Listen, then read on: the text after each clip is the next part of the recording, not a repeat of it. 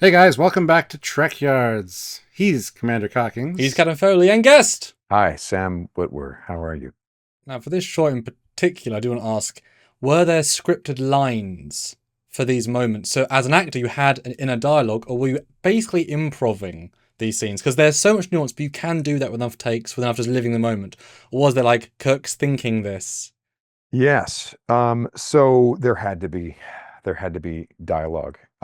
Carlos and I, when we started shooting, I think we didn't go in really understanding that, but we figured it out real quick that it's like, oh, if we don't attach dialogue to these looks, we're gonna have a real hard time getting on the same page. And also, even the camera crew, Leo, when does Leo know when to push in if we don't know what the moment means specifically, that we're all on the same page? So Carlos would maybe whip up a little scene and between me and Robin or someone the Robin moment, the Robin Curtis moment was fun because we got to work that out with Robin, who was my first Savick.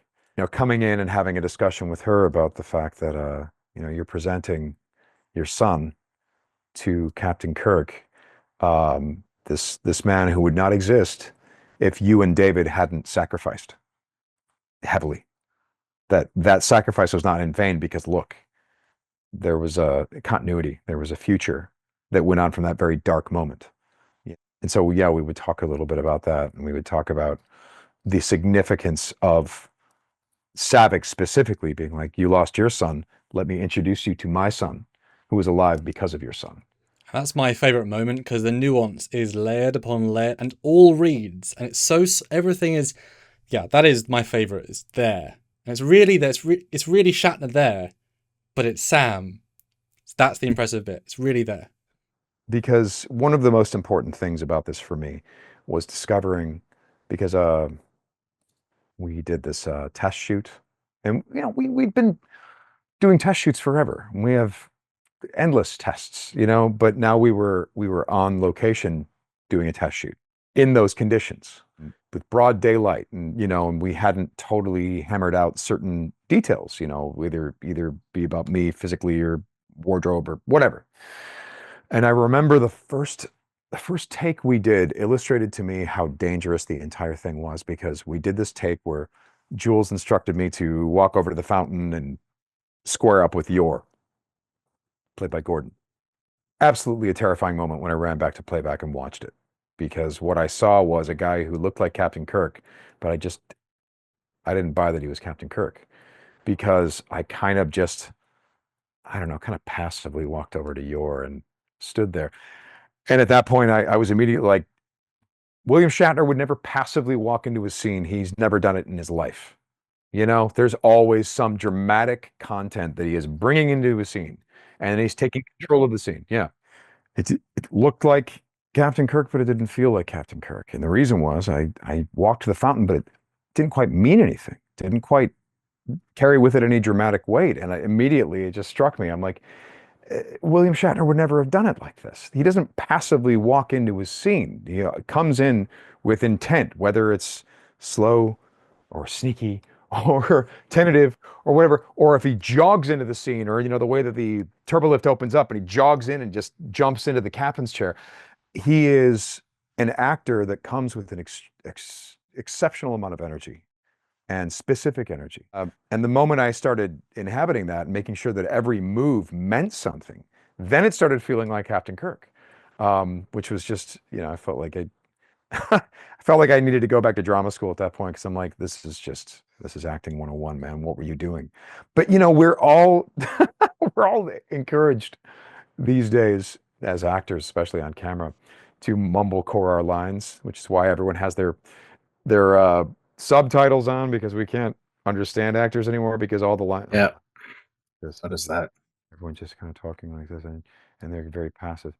Whereas it's not really how they used to do it. Those performances in the original series are theatrical performances. Those are theater performances that are designed to be punching through the fuzz of a tiny TV screen about this big, or maybe it's a crappy first generation color TV, fuzzy as hell, little mono speaker, and the way they generated those big, important moments was to play for the back row and use all of their theater skills to punch through all of that fuzz because their format was so, by today's standards, primitive. And it was not conveying the kind of power that you can get from, say, a movie screen, right? Now, of course, these same actors, when Shatner knew that his head was 2 stories tall in Wrath of Khan, he's extraordinarily subtle.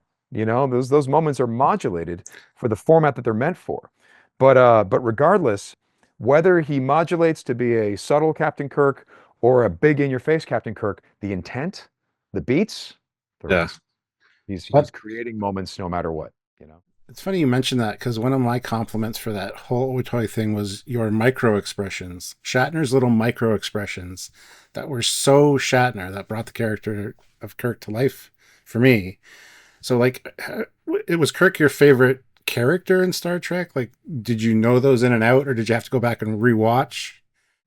It's kinda get possible. those? When I was a kid, I think I definitely wanted to be Captain Kirk. What I would say to myself at that age, I'd be like, "Well, one day you may be Captain Kirk." Literally. One of the fun things about the digital prosthetics, because in what world do I get to play that role? There is no reality in which that happens without these new techniques that we are experimenting with. And when Jules first said, "Hey, I think you're Captain Kirk," I told him, "You're out of your mind.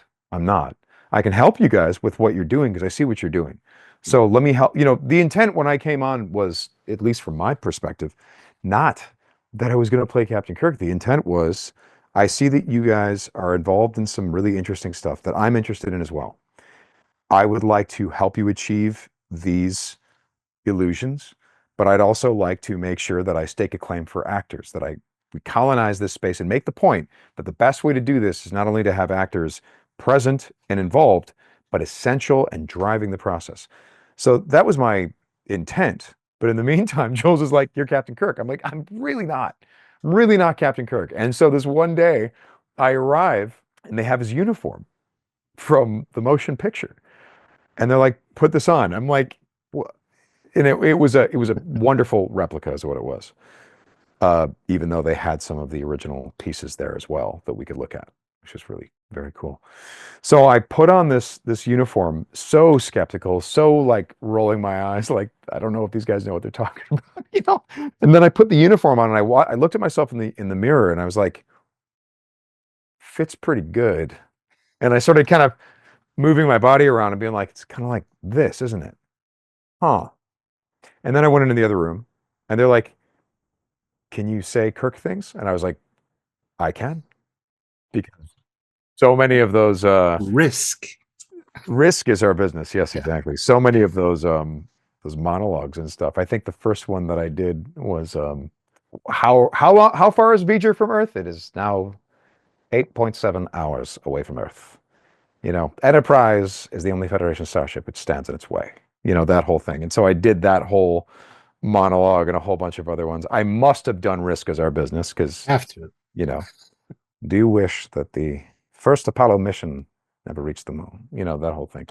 And so I guess, and they scanned me up and down and sideways, and we just scanned my body, scanned my face, did all these things. And then a few weeks later, they showed me an early version of the real-time prosthetics, and you could see the potential. You could see like, oh my God, wait a second. Maybe this does work. Maybe we can make this work is what it was. Because, you know, Jules actually recently just sent me that first test.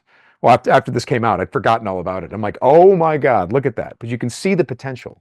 And can you post apply the same face onto that test and see? The clip that he sent me had the digital prosthetics applied. You know, so that's how we knew that this was maybe going to work. And then that's when he said, "Okay, figure it out," which was really a fun process. And on that note, I'd like to thank you for joining us today and talking about this. I'm sure the fans out there appreciate it. If they do, they should hit the like button, comment down below. Until next time, he's Commander Cockings. He's Captain Foley and guest. He's Dan Witwer, hi. He's Hi. Captain Kirk. He's Captain Captain- Kirk. I'm right. You know, I'm Captain Kirk. Yeah, I don't know if they have the courage to declare that. I'm Sam Witwer. I'm going to stay with that. Right. See you next time, guys.